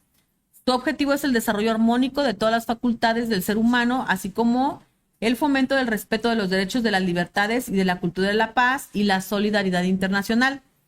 Promueve valores como la honestidad y empleará todos los recursos necesarios para la mejora continua de los procesos de enseñanza y aprendizaje. ¿Quién nos dice toda esta información? La reforma educativa, la reforma al artículo 3, la nueva escuela mexicana o el nuevo modelo educativo. La palabra clave es la implementación de la nueva política educativa nacional en el Estado mexicano. Y todo lo demás, pues es lo que la nueva política educativa nos marca. Y nosotros estamos trabajando esa nueva política educativa. ¿En dónde está enmarcada?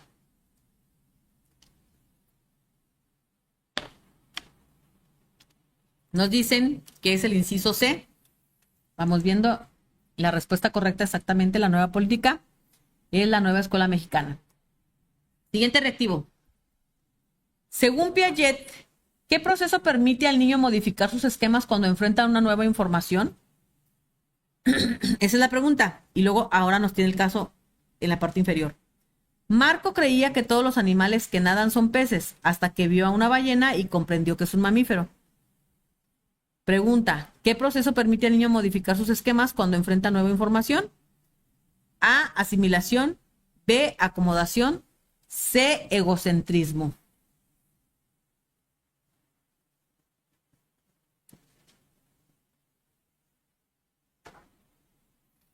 Y se inclinan hacia el inciso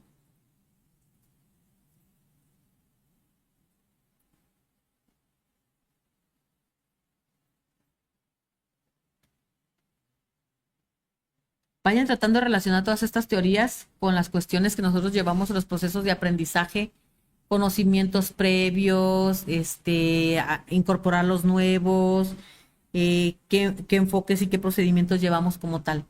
Me dicen que la opción es la B. ¿Le damos, Marco? Y efectivamente es la respuesta B. Siguiente reactivo. Seleccione las oraciones docentes que permitan establecer las reglas en el contexto escolar en corresponsabilidad con los alumnos. Y entonces yo me doy cuenta que son 4 oraciones, pero que de esas 4 tengo que elegir 2 que me permitan establecer las reglas en el contexto escolar en corresponsabilidad con los alumnos. 1. Consensuar entre los alumnos las reglas por establecer. 2. Solicitar a los alumnos el establecimiento de consecuencias por cada regla. 3. Pedir a los alumnos lectura y firma del reglamento establecido por el docente. 4. Colocar en lugar visible las reglas que el docente y los alumnos redacten. ¿Cuál da respuesta a establecer las reglas del contexto escolar en corresponsabilidad con los alumnos? La palabra clave es la corresponsabilidad.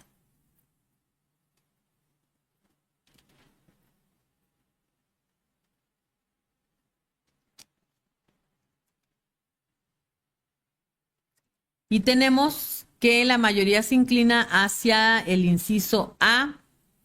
La respuesta correcta es la B. Acuérdense, 1 es corresponsabilidad, la palabra clave. 1, consensuar entre los alumnos las reglas por establecer. Consensuar es parte de la corresponsabilidad. 4, colocar en un lugar visible las reglas que el docente y los alumnos redactaron, los dos. Entonces, ahí está la corresponsabilidad. Si me voy a la 1, bueno, pues la respuesta, la 1, el inciso 1 está bien. El 2 dice solicitar a los alumnos el establecimiento de consecuencias. Nosotros no podemos pedirle consecuencias a los alumnos. Esa es una situación que no les corresponde. Imaginen, ustedes solo se ahorcan, ¿verdad? No. Siguiente. Los enunciados refieren a los conocimientos y habilidades de la maestra o el maestro para favorecer el aprendizaje de los alumnos. Como maestro debo, y dice seleccione una o más de una. Entonces aquí, pues una o más de una, yo tengo que ver los enunciados que me refieran conocimientos y habilidades a mí como maestra que favorezcan el aprendizaje de los alumnos. A, mantener comunicación continua con el supervisor de la zona escolar. Eso me ayuda a favorecer el aprendizaje de los alumnos. B, identificar las características del contexto social y cultural. C, organizar las oportunidades para el aprendizaje. D, cumplir con los requisitos de control escolar. Y E, comprender las características y necesidades de los alumnos. Aquí dice que elijas una o más de una. Con que elijas una bien, pues ya tienes un puntaje en este reactivo. Y si eliges todas las que está pidiendo, bueno, pues ya tienes otro tipo de puntaje, pero ahí está. ¿Cuáles están eligiendo? Acuérdense, habilidades mías para favorecer el aprendizaje. ¿Cómo yo con mis habilidades favorezco el aprendizaje? ¿Cuáles son los incisos que estoy eligiendo? A, B, C, D, E. Son 5 incisos que puedo elegir, dice uno o más de uno.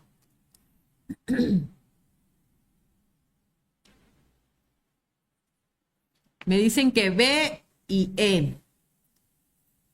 ¿Cuál es la respuesta correcta? Ahí está, B, E y también la C porque estás organizando las oportunidades para el aprendizaje.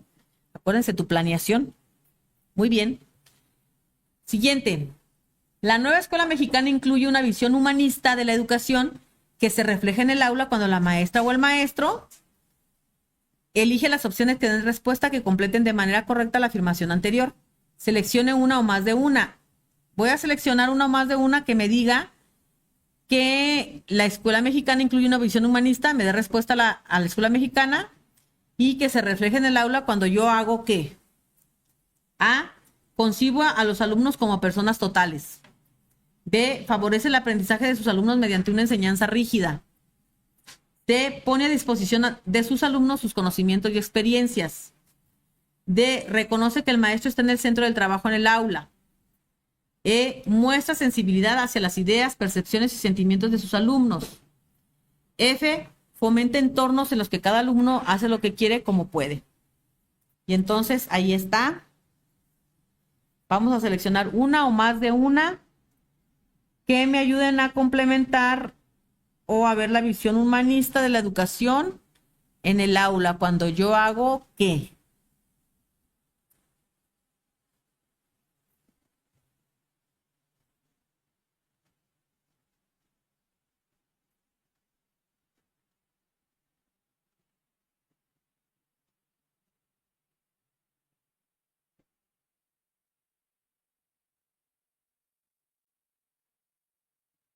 De 1, 2, 3, 4, 5, 6, puedo elegir las 6 o puedo elegir una.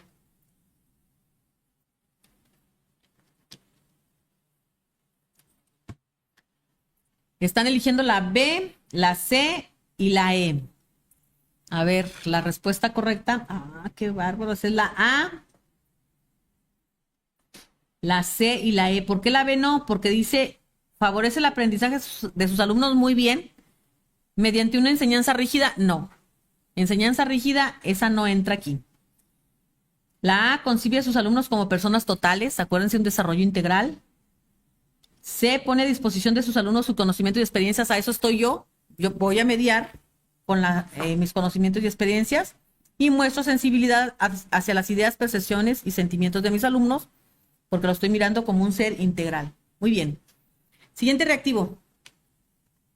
El deseo de aprender no es algo innato. Una proporción importante de niños no ha elegido libremente aprender. Por eso les decía al inicio, la semana pasada, que el niño viene con gusto a la escuela, no vienen con gusto de entrada. El gusto se les genera a partir de lo que nosotros planeamos para ellos. Pero que de entrada, pues yo no quiero ir a la escuela, ¿por qué me voy a levantar temprano? Me voy a bañar, me voy a cambiar para ir. No, yo estoy tan a gusto acá en mi casa, ¿verdad? Pero ya cuando les generas el interés, eso es muy importante. Entonces, el deseo de aprender no es innato. Una proporción importante de niños no ha elegido libremente aprender. Eso sitúa a los maestros en una posición difícil al enfrentarse a niños y adolescentes que no han pedido nada, ya que la motivación se considera una condición previa cuya fuerza no depende del profesor. Por supuesto que sí depende. Debido a esto, las estrategias de los profesores pueden desarrollarse en dos vías principales. ¿Cuáles son?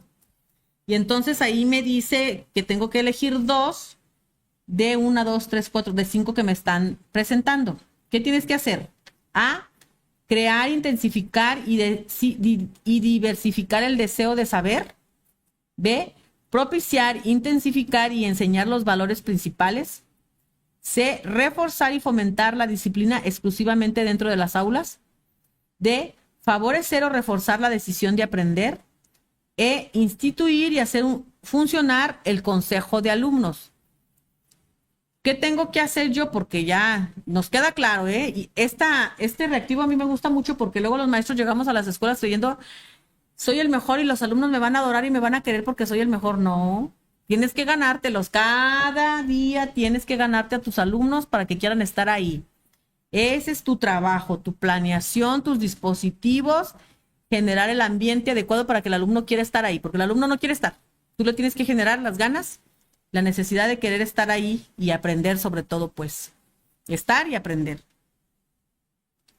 Y entonces me dicen que se inclinan al inciso D y la respuesta correcta efectivamente es la de hay que crear, intensificar y diversificar el deseo de saber del alumno a partir de lo que planeamos y favorecer o reforzar la decisión de aprender a partir de lo que planeamos, generarles los ambientes propicios para el aprendizaje. Siguiente reactivo.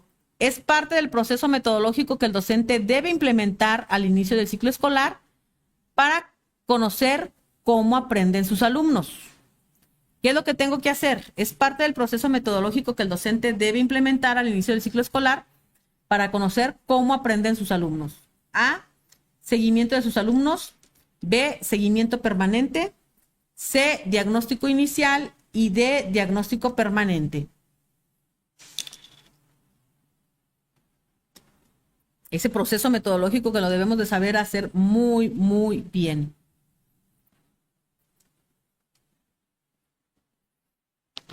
Y que nos da la base de todo el trabajo que nosotros debemos desarrollar. Y que les decía, inviértanle tiempo, pero inviértanle reflexión, inviértanle en compartírselos a los alumnos, que sepan ellos qué es lo que estás trabajando tú al estarles dando cuestionarios, tal y tal, porque si no, no tiene sentido. Y entonces la respuesta correcta, ustedes dicen que es la C. Vamos viendo. Diagnóstico inicial. Miren, esta pregunta también me gusta mucho, dice, parte del proceso metodológico del docente que el docente debe implementar al inicio. Como dice al inicio, bueno, pues sí es diagnóstico inicial. Pero si luego ya hablamos de manera rigurosa, el proceso metodológico de diagnóstico debe ser un proceso permanente, ¿verdad? Sí, porque si estamos hablando de proyectos cada PDA, pues estamos hablando de construcciones cada PDA, estamos hablando de diagnósticos cada PDA y entonces estamos hablando de una construcción de conocimientos, evaluación de conocimientos e información, hablamos de un diagnóstico permanente. Pero la pregunta está bien planteada en ese sentido. Reactivo 12 de pregunta. Al inicio del proyecto didáctico, la maestra Julia desarrolló una serie de preguntas para identificar el nivel de aprendizaje de sus alumnos en el tema y después planteó una serie de actividades. Ver una película, escuchar una canción y elaborar una maqueta. Al realizar su proyecto didáctico, ¿qué atiende la maestra? Y entonces, A, aprendizajes previos. B, estilos de aprendizaje. C, canales de aprendizaje. O D, aprendizajes permanentes. Al realizar su proyecto didáctico, ¿qué atiende la maestra? Miren qué bien nos marca la secuencia ahí. Desarrolla una serie de preguntas para identificar el nivel de aprendizajes previos. Después plantea una serie de actividades. Ver una película que va a incrementar aprendizajes previos, que va para los alumnos auditivos y visuales. Luego escuchar una canción que va para los alumnos auditivos. Elaborar una maqueta que va para los alumnos kinestésicos. Ay, me gustaría ver cuál es ese PDA. Y entonces, con esta serie de actividades, ¿qué atiende la maestra? Me dicen C. Canales de aprendizaje, no, me pusieron, son los estilos de aprendizaje a los que está atendiendo la maestra. Los estilos de aprendizaje de nuestros muchachos. Y entonces, esos son los reactivos que el día de hoy analizamos a partir del dominio número 2. Acuérdense, director, lo que te toca, apoyar al maestro para que el alumno aprenda. Maestro, que te toca facilitarle al alumno para que aprenda.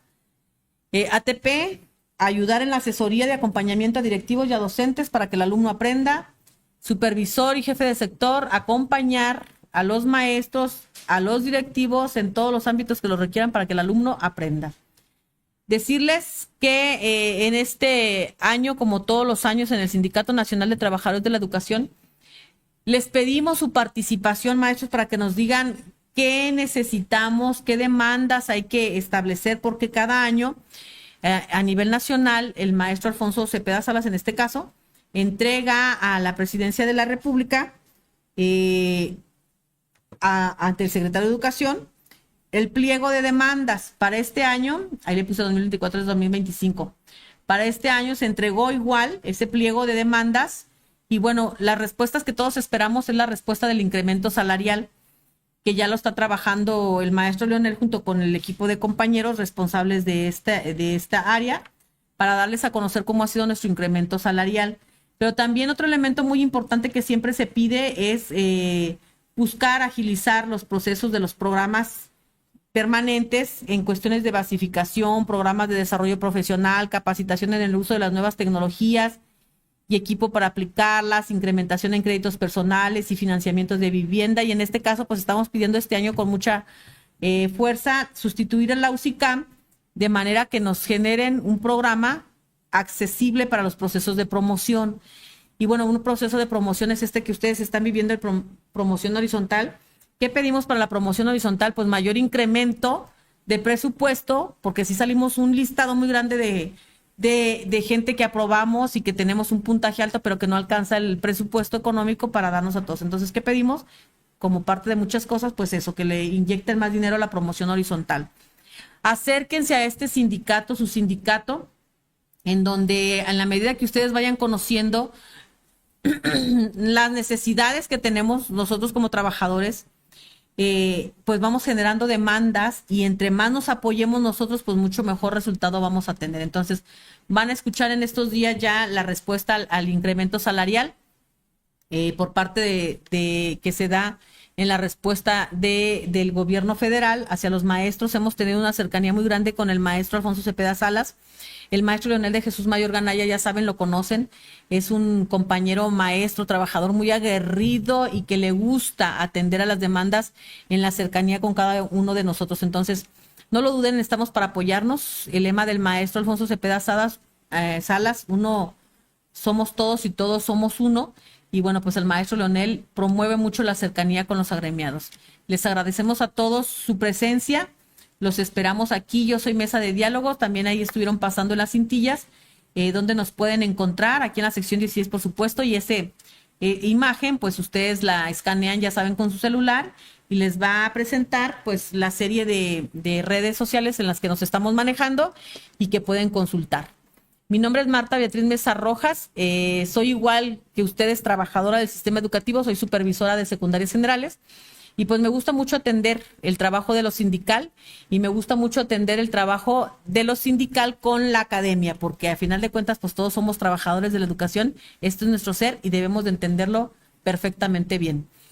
Me despido, nos vemos la siguiente semana, vamos con la tercera sesión en donde vamos a darle continuidad a este marco de la excelencia. Que tengan bonita noche. Gracias Marco, gracias Saúl, gracias compañeros asesores que nos están acompañando a la distancia y que por ahí les ponen de pronto mensajitos de apoyo a todos y cada uno de ustedes. Quedo a la orden. Buenas noches.